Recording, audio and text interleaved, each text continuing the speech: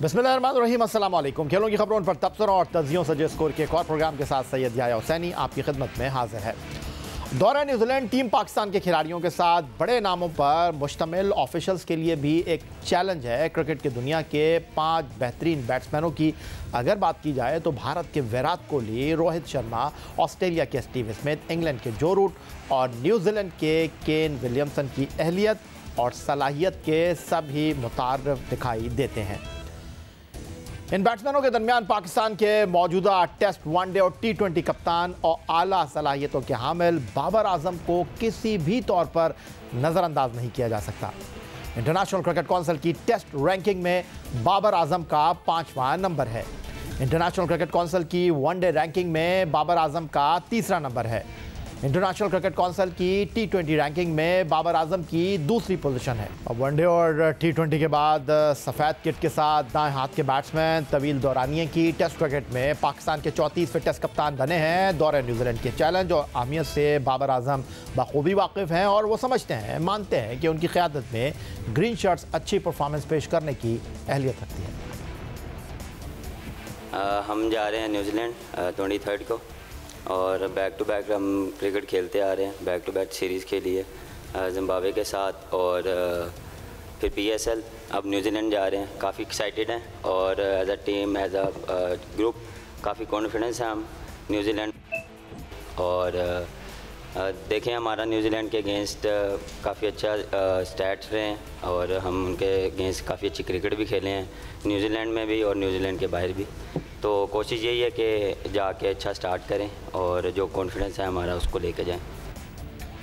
उधर Pakistan cricket team द्वारा New Zealand पर 14 दिन क्वारंटीन में रही तो पाकिस्तान क्रिकेट बोर्ड के मीडिया डिपार्टमेंट की जानिब से किसी भी खिलाड़ी की वर्चुअल प्रेस कॉन्फ्रेंस का इनेकाद ना हुआ। लेकिन अब पाकिस्तान शाहीन्स के साथ मौजूद ओपनिंग बैट्समैन शान मसूद, जो पहली मरतबा न्यूजीलैंड का दौरा कर रहे हैं, वो मीडिया के सामने आए तो सहाफ़ी के एक सवाल के जवाब में उनका कहना था कि तमाम खिलाड़ी क्वारंटीन में रहते हुए एक दूसरे का हौसला बढ़ाते रहे और पाकिस्तान टीम में मौजूद कुछ खिलाड़ी दौरा इंग्लैंड के बाद से मुसलसल क्रिकेट खेल रहे हैं तो क्वारंटीन में रहते हुए उन्हें कुछ आराम का मौका भी मिल गया है। सर, बहुत वैलिड क्वेश्चन है आपका, लेकिन देखें बात सिंपल सी है कि जो चीज़ें आप सालों भर करते हैं वो आई डोंट थिंक 14 दिन में चली जाती हैं एज ए क्रिकेटर। तो जो भी आपके स्किल्स होते हैं, आपके फिटनेस लेवल्स होते हैं, जिस पे आपने काफ़ी काम किया होता है, साल भर काम किया होता है, सालों आपने काम किया होता है, 14 दिन से इतना इफेक्ट नहीं होती। जी, थोड़ी सी रस्टीनेस होती है, लेकिन थैंकफुली टेस्ट टीम को ज़्यादा टाइम मिलेगा। ऑब्वियसली 26 तक टाइम है, बीच में एक प्रैक्टिस मतलब एक फर्स्ट क्लास मैच भी है न्यूजीलैंड ए से। T20 टीम ने भी अपनी प्रैक्टिस शुरू कर दी, क्वींसटाउन में है, हम इधर मेन ग्राउंड में लगा है, आज उनका इंटर स्क्वाड मैच भी हुआ है। तो ये चीज़ें आई थिंक प्रोफेशनल इनफ हैं। पूरा सीजन खेलते हुए इंग्लैंड से आई थिंक हम लोग कंटिन्यूस क्रिकेट खेल रहे हैं। तो I don't think may be blessing in disguise होगी कि ये जो 2 वीक्स का टाइम है, ये शायद एक रेस्ट भी मिल गया होगा कई लड़कों को। सेकेंडली, जहाँ आपने बात बोली, जी वीडियो कॉल पे काफ़ी बात करते थे एक दूसरे से, इन टच रहते थे, थोड़ा सा फ्रेश एयर का टाइम मिलता था, डिफरेंट ग्रुप्स बनी हुई थी, उसमें चले जाते थे, वहाँ 1 घंटा मिलता था। तो बस कोशिश यही करते थे कि सबको इंकरेज करते थे कि जो क्वारंटाइन का टाइम है वो गुजारें इधर और फिर साथ हमें टाइम मिलेगा कि हम अपनी क्रिकेट वापस खेल सकेंगे। तो शान मसूद से टीम को टेस्ट क्रिकेट में बड़ी उम्मीदें वाबस्ता हैं और दौरा इंग्लैंड में उम्दा कारकर्दगी का मुजाहरा किया था बाएं हाथ से इनिंग का आगाज़ करने वाले शान मसूद ने। और दौरा इंग्लैंड के 3 टेस्ट मैचों में 5 इनिंग्स में 179 रन, 38.8 की औसत से 1 सेंचुरी और 1 सेंचुरी के 156 रन के साथ बनाने में कामयाब रहे थे। बंद कमरों से निकलकर खुले मैदान में, खुले आसमान के नीचे टीम पाकिस्तान न्यूजीलैंड के क्वींसटाउन में प्रैक्टिस सेशन में हिस्सा ले रही है और पाकिस्तान टीम के दौरा न्यूजीलैंड पर गुफ्तगू करने के लिए पाकिस्तान क्रिकेट बोर्ड की सिलेक्शन कमेटी के साबिक़ सरबराह, क्रिकेट कमेटी के साबिक़ सरबराह, left arm spinner Iqbal Qasim, जिनको 1987 के बेंगलोर टेस्ट मैच का हीरो कहा जाता है, हमारे साथ मौजूद है। इकबाल कासिम साहब, कोरोना टेस्ट न्यूजीलैंड में आने की जिम्मेदारियां क्या खिलाड़ियों पर डालना दुरुस्त है? और आम बात यह है कि बोर्ड ने इस गैर मामूली हालात की सीरीज़ के मामलात दुरुस्त अंदाज में, आप समझते हैं क्या दुरुस्त अंदाज में हैंडल किए हैं? मेरा ख्याल है, बहुत शुक्रिया याया। मेरे ख्याल में ये पूरा जो मैटर है, आई थिंक ये मिस हैंडल हो गया है पीसीबी से। वो इस लिहाज से कि देखिए, नॉर्मली ऐसे मुश्किल हालात हैं, आपको पता है कि दुनिया की टीमें जो हैं अपने मुल्क में भी जब आती हैं तो वो एक चार्टर्ड फ़्लाइट से आती हैं। आप भी गए थे इंग्लैंड, तो आपने एक अलग से एक बाकायदा से चार्टर्ड करके गए थे। तो ये न्यूजीलैंड का दौरा जो था, ये भी एक बहुत ही इम्पॉर्टेंट दौरा था, और इसमें हमारी, क्योंकि हमारी क्रेडिबिलिटी जो है वो स्टेक पे होती है, तो इसका बहुत एहतमाम करना चाहिए था। और शुरू से ही खिलाड़ियों को जो है वो चार्टर्ड फ़्लाइट से ही जाना चाहिए था, ताकि किसी किस्म के शक व शुबात या रास्ते में लंबा टूर है, वो रास्ते में बहुत वक्फा लगता है, तो उसमें एहतमाम हो सकता था इस बात का कि किसी से कैच कर सकते हैं। हमने बेशक बड़ी मेहनत की होगी पीसीबी ने इनको क्लियर कराने की पाकिस्तान में, मगर डेफिनेटली रास्ते में कहीं ना कहीं मिसहैप हुआ है, और जिसका असर जो है वो वहाँ पर पहुँचने के बाद खिलाड़ियों को ऊपर नज़र आया है। और अब तो यके बाद दिगरे जो केसेस आ रहे हैं उससे और शर्मिंदगी हो रही है कि हम इतने भी इस काबिल भी नहीं हैं कि हम अपनी टीम को है प्रॉपर तरीके से टेस्ट वेस्ट करा के और कंप्लीट उसकी रिपोर्ट लेकर उनको बाकायदा सेफ्टी पर ध्यान देते, और इनको चार्टर्ड फ़्लाइट पे, जहाँ इतना पैसा खर्च हो रहा है वहाँ इन चीज़ों पे ज़्यादा अहमियत थी। तो मेरा ज़ाती ख्याल ये है कि थोड़ा सा ये मिसहैंडल हो गया पीसीबी से, एंड आई थिंक वो ओवर कॉन्फिडेंस हो गया कि शायद ये निकल जाएगा खैर खैर से, मगर ऐसा नहीं हुआ। इकबाल कासिम साहब, दौरा न्यूजीलैंड की शुरुआत में कौमी टीम के खिलाड़ियों को जिन मुश्किलात से गुजरना पड़ रहा था, आपके ख्याल में सीरीज़ के दौरान इसका खिलाड़ियों की कारकर्दगी पर क्या कोई असर पड़ेगा? डेफिनेटली यार, वो तो देखे ना, एक तो वो कोरोना के केसेस की वजह से वो जो बाकायदा से न्यूजीलैंड के अंदर ऑब्वियस सी बात है, अखबारों में और इसमें टीवी पे और दुनिया भर में ख़बरें चल रही हैं, उसका भी एक इम्पैक्ट पड़ता है खिलाड़ियों के ऊपर, इर्रिस्पॉन्सिबिलिटी आती है। और दूसरी बात यह है कि टीम की जो प्रैक्टिस सेशंस और ट्रेनिंग सेशन है वो भी डिस्टर्ब हुए हैं। तो डेफिनेटली जब एक चीज़ कोई हादसा हो जाए किसी किस्म का भी, तो उसके इम्पैक्ट, उसके असरात जो हैं आते हैं। मगर हम श्योर कि ये बच्चे हमारे अच्छे हैं, ठीक हैं, इंशाल्लाह ये रिकवर कर जाएंगे सारे मुश्किलों से, और होपफुली परफॉर्म अच्छा करें। इकबाल कासिम साहब, ये तो दौरे की मुश्किलात के हवाले से थोड़ी सी बात हुई, अब कुछ गेम प्लान की बात कर लेते हैं। दौरा न्यूजीलैंड में 5 स्पिनर्स के साथ हम गए हैं। यासिर शाह के अलावा आपको लगता है कि उस्मान कादिर, इमाद वसीम, शादाब खान या फिर जफ़र गौहर टेस्ट टीम की ज़रूरत पूरी कर सकेंगे? क्योंकि मां सिवाय यासिर के ये चारों स्पिनर्स को वाइड बॉल क्रिकेट का ज़्यादा बेहतर बॉलर करार दिया जाता है।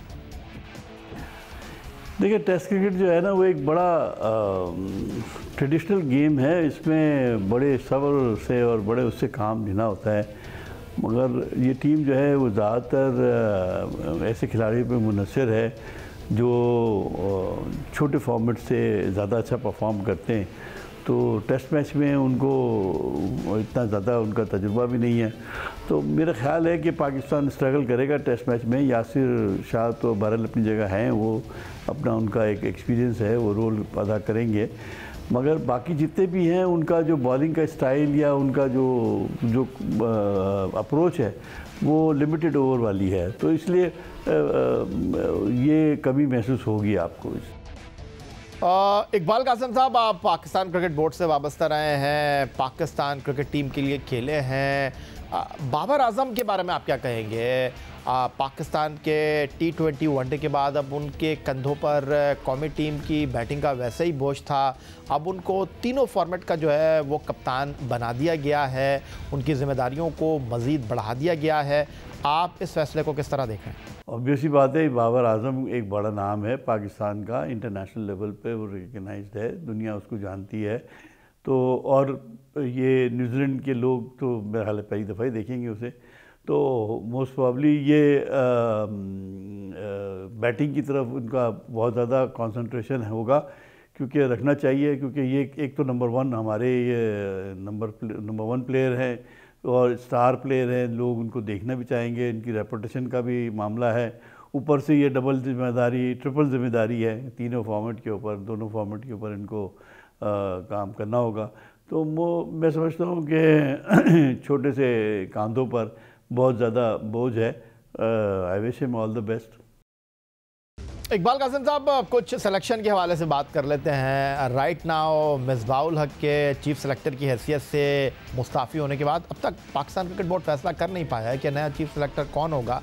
रिवायती सिलेक्शन कमेटी बनाकर एक बार फिर बोर्ड ने आपके ख्याल में सिलेक्शन कमेटी के तजुर्बे की नाकामी को कबूल नहीं कर लिया? वो हम तो करते रहते हैं तजुर्बात, कभी सिलेक्शन कमेटी, कभी कोच पूरा एम्पावर होता है, कभी कोई, तो ये भी एक तजुर्बा उन्होंने किया, नाकाम हो गए, वापस फिर वो होना यही चाहिए था, पहले भी उनको पता है। ये देखिए, ये हमारे यहाँ जो फैसले होते हैं जानबूझ के हम आंख बंद कर लेते हैं, फिर किसी को खुश करने के लिए फैसले कर रहे होते हैं, बाद में फिर हम रिवर्ट कर लेते हैं। अब उसकी ज़रूरत कम पड़ गई है, मिसबाउल हक पे इन्हिसार कम हो गया है, तो अब वो रिवर्ट करके वापस चले गए अपनी पोजीशन में। फिर कभी किसी और की बारी आएगी, उसकी बात सुनेंगे, उसके मुताबिक चलेंगे। तो ये तो पुराना सिलसिला चल रहा है। इकबाल कासिम साहब, एक खिलाड़ी के अलावा आपने नेशनल बैंक ऑफ पाकिस्तान में स्पोर्ट्स डिपार्टमेंट के एडमिनिस्ट्रेटर की हैसियत से भी खिदमत अंजाम दी हैं। पाकिस्तान क्रिकेट बोर्ड में पहले मैनेजिंग डायरेक्टर, अब चीफ एग्जीक्यूटिव वसीम खान के बारे में आप क्या कहेंगे? तवक्कुआत का 2 साल के दौरान वो बोझ उठाने में आपको लगता है कि कामयाब हुए हैं या नहीं? देखिए, वसीम खान जो है ना, वो एक तो फॉरेन कंट्री से आए, वो हमारे मामलात को उनको समझने में थोड़ा वक्त लग रहा है। बताते खुद उनकी नीयत पे कोई शक नहीं है, वो हार्ड वर्किंग आदमी हैं। मुझे यकीन है कि वो काम उन्होंने बाहर भी किया होगा। पाकिस्तान के ज़रा मामला थोड़े डिफरेंट है, उनको समझने में थोड़ा टाइम लगा है। अभी मैं इनका इंटरव्यू सुन रहा था वहीद खान के साथ, तो उसमें उन्होंने काफ़ी एक्सप्लेन किया अपनी पोजीशन को। तो अब वो समझ गए हैं बहुत सारी चीज़ें, उन बकौल उनके कि बहुत सारे उनके प्लान्स हैं, बहुत सारी अच्छी बात है। अगर वो पाकिस्तान के लिए कोई डिलीवर करते हैं तो उनका भी नाम होगा, पाकिस्तान के लिए भी फ़ायदेमंद होगा। मगर अभी तक सो फार सो गुड, कोई आउटस्टैंडिंग अचीवमेंट नहीं है उनका। Let's hope for the best. Iqbal Qasim साहब, जाते जाते आपसे मैं ये जानना चाहूँगा कि बड़ा चैलेंज से भरपूर दौरा है ये पाकिस्तान क्रिकेट टीम का न्यूजीलैंड का, जहाँ बाबर आजम की बतौर कायद सलाहियतों का भी इम्तिहान है। इस दौरे को किस तरह देख रहे हैं आप पाकिस्तान टीम के लिए? देखिए, ये टीम जो है ना, मैंने आपको कहा, पाकिस्तान की एक हमेशा से मिसाल रही है। ये बड़ी से बड़ी टीमों को हरा देते हैं, छोटी से छोटी टीमों से हार जाते हैं। ये आज से नहीं है, खान साहब से लेके वसीम अकरम और जितने भी कप्तान रहे हैं उनकी निगरानी में ये सब होता रहा है। तो ये हमारी एक टीम की पहचान है कि हम अनसर्टेनिटी पे हमारी रहती है टीम की परफॉर्मेंस। इसलिए ये कहना कि जी मैं हतमी तौर पे कह दूँ कि अच्छा नहीं करेंगे, बिल्कुल गलत है। ये किसी दिन भी इनका दिन अच्छा है, और जिस दिन ये क्लिक कर जाएंगे तो ये बड़ी से बड़ी टीम को ढेर कर देंगे। तो लिहाजा अच्छे की उम्मीद रखनी चाहिए। मुझे उम्मीद है कि टीम अच्छा करेगी। पाकिस्तान क्रिकेट बोर्ड की सिलेक्शन कमेटी के साबिक सरबराह, पाकिस्तान क्रिकेट बोर्ड की क्रिकेट कमेटी के साबिक सरबराह इकबाल कासिम साहब हमारे साथ मौजूद थे। बहुत शुक्रिया आपके वक्त देने का। प्रोग्राम में वक्त हुआ एक ब्रेक का। ब्रेक से वापस लौटेंगे तो कायद-ए-आज़म ट्रॉफी में स्पिनर्स की शानदार, बेहतरीन, उम्दा कारकर्दगी पर गुफ्तगू करेंगे।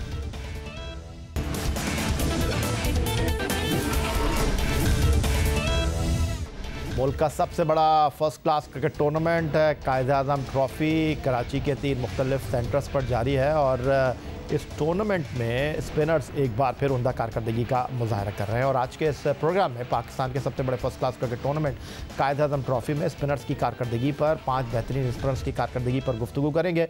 और इस वक्त सबसे टॉप पर हमें दिखाई दे रहे हैं नॉर्दर्न टीम के कप्तान, बाएं हाथ से स्पिन बॉलिंग करने वाले नोमान अली, जिन्होंने 7 मैचों में 20.94 की औसत से 50 विकेटें हासिल की हैं। खैबर पख्तूनख्वा के 27 साल के दाएं हाथ के स्पिनर सज्जाद खान भी उम्दा कारकर्दगी के साथ उभर कर सामने आए हैं और उन्होंने अपने आप को मनवाया है। और कायद-ए-आज़म ट्रॉफी में खैबर पख्तूनख्वा के लिए 7 मैचों में सज्जाद खान ने 1866 गेंदों पर 989 रन देकर 24.12 की औसत से 41 विकेटें हासिल कर रखी हैं। साउदर्न के लिए खेल रहे हैं 33 साल के जाहिद महमूद। दाएं हाथ के लेग स्पिनर की कारकर्दगी पर भी बात कर लेते हैं। मुसलसल उम्दा कारकर्दगी का मुजाहरा कर रहे हैं। दादू से ताल्लुक़ रखने वाले जाहिद महमूद ने 7 मैचों में 1332 गेंदों पर 855 रन देकर 22.50 की औसत से कायद-ए-आज़म ट्रॉफी में 38 खिलाड़ियों को आउट किया है। सेंट्रल पंजाब के बाएं हाथ के स्पिनर 23 साल के अहमद सफ़ी स्पिनर्स में चौथे नंबर पर हमें दिखाई दे रहे हैं, जिन्होंने 6 मैचों में 905 गेंदों पर 605 रन देकर 21.61 की औसत से 28 विकेटें हासिल कर रखी हैं। और आखिरी नंबर पर 5वें नंबर पर इंग्लैंड के दौरे पर जाने वाले बाएं हाथ के स्पिनर काशिफ भट्टी हैं, बलूचिस्तान के लिए खेल रहे हैं। 34 साल के काशिफ भट्टी ने 7 मैचों में 1541 गेंदों पर 845 रन देकर 19 खिलाड़ियों को 44.70 की औसत से आउट किया। प्रोग्राम था। ट्विटर पर आप मुझे फॉलो कर सकते हैं, फेसबुक पर हमारा पेज score.geo न्यूज़, जहां जाकर आप इस प्रोग्राम के क्लिप्स एक बार फिर देख सकते हैं। और आप हमें ईमेल कर सकते हैं, अपनी आरा से आगाह कर सकते हैं, अपनी राय दे सकते हैं score@geo.tv पर। इस दुआ, इस उम्मीद, इस तवक्को के साथ पाकिस्तान में खेल और खिलाड़ी तरक्की करते रहें। सैयद याहिया हुसैनी को स्कोर की पूरी टीम के साथ अगले प्रोग्राम तक के लिए इजाज़त दीजिए। अल्लाह।